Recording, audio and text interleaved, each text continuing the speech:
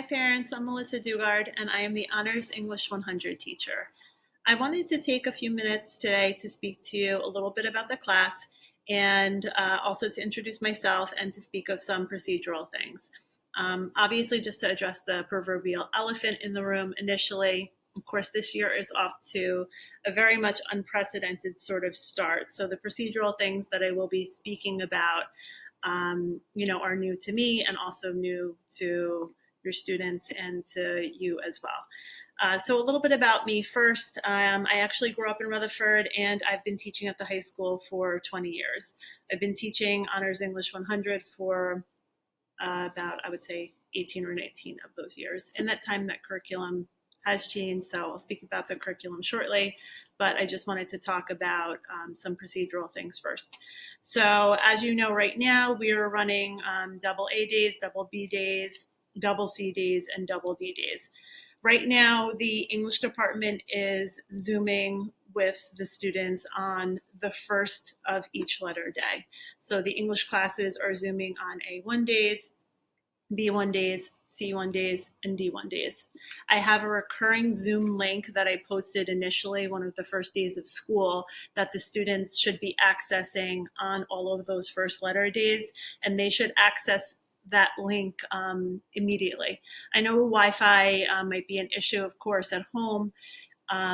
It's difficult for us, though, once we start the Zoom, to know who's here and who's not if we are using Zoom for attendance and also for instructional purposes. So I mentioned to the students, but I think it's important also for us to just stress at home that the students should be signing into Zoom at the very beginning of the period, as close to it as possible, unless otherwise indicated. I know some teachers might be Zooming in the middle of the block or towards the end of the block, but for me right now, it would be right at the beginning of the block.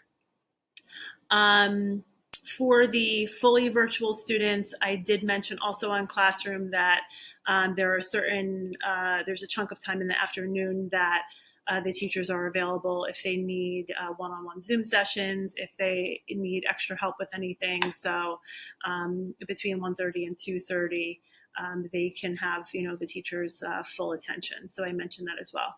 I keep mentioning Google Classroom, that especially this year, but also in the most recent years, for those of you who have had students in the recent past, for us, it's the way we communicate in the stream. It's also the way that we post assignments. There are very few things, if any, that will be hard copy assignments this year until further notice. So the assignments, the due dates, any sort of instructions of maybe things to remember, things to bring to next class will be communicated via Google Classroom. So that's really, really important.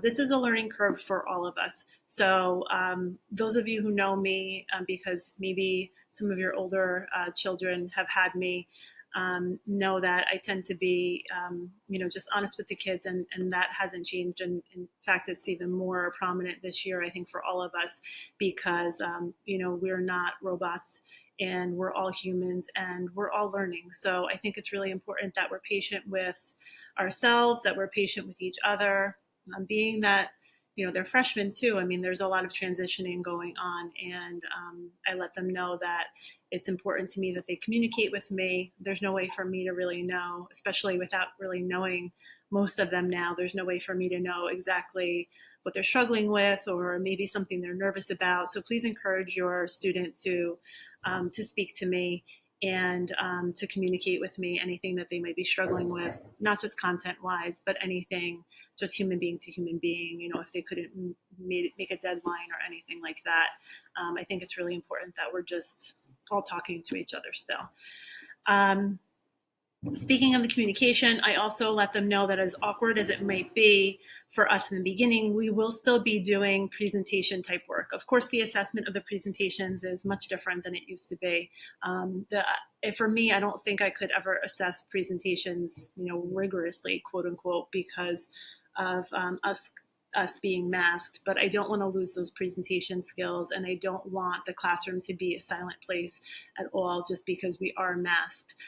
So we will still be presenting. In fact, we did some informal presentations with some icebreakers at the beginning of the year just from our seat.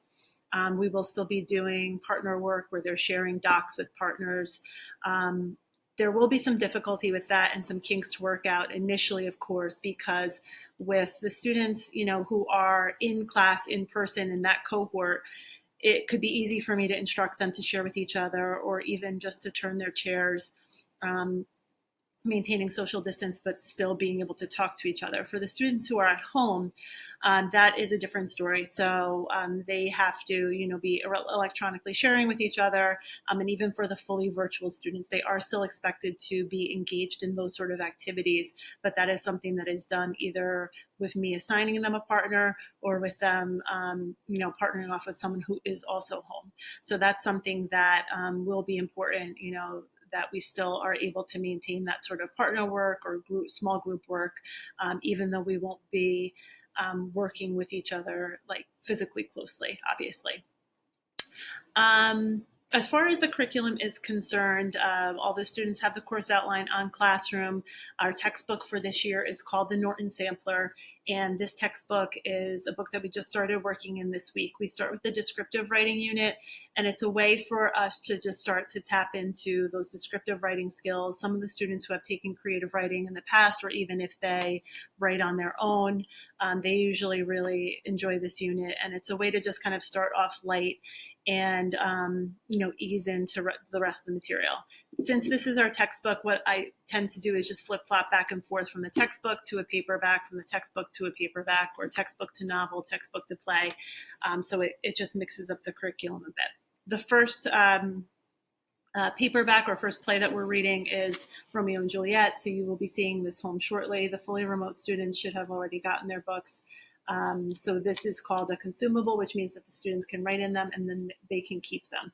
Romeo and Juliet, we'll be reading a lot of it in class together, and then we will be doing, interpretation and analysis, much the same as what we've done in the past. Vocabulary will be treated in a number of different ways this year. So we will be using vocab.com as our online vocab. The students will also be getting SAT prep word lists that we should be starting actually very shortly. And we'll also be doing the vocab through literature. Vocab will mostly be assessed through quizzes that will be done in class. And that's the way that you can expect to see vocab treated. The rest of the novels and plays that we do are listed in the course outline, but some of them include Lord of the Flies, Raisin in the Sun, A Tale of Two Cities, A Christmas Carol, and again, we'll be flip-flopping back and forth to the Norton Sampler to be doing writing in between. The course is still an honors level course, and it's a rigorous course. I was mentioning that to all of the students too. There are many sections of Honors English 100 this year, many sections of it. The way that I treat the course, though, is I still have high expectations for them. I expect a certain quality of writing. I expect a certain level of analysis. I expect a certain level of critical thinking. And I will be holding them to those sorts of expectations. Again, like I said, our year is started off in a very unprecedented sort of way. It is important to me, though, as a teacher, to make sure that I'm not doing them a disservice by being, really lenient with those sorts of honors expectations, because the rigor is definitely still expected of them, and I let them know that from the very beginning. Aside from that, I'm trying to think in my mind. It's odd for me to be doing a video for back to school night, but we're definitely all being forced to do things that we have never done before, for sure.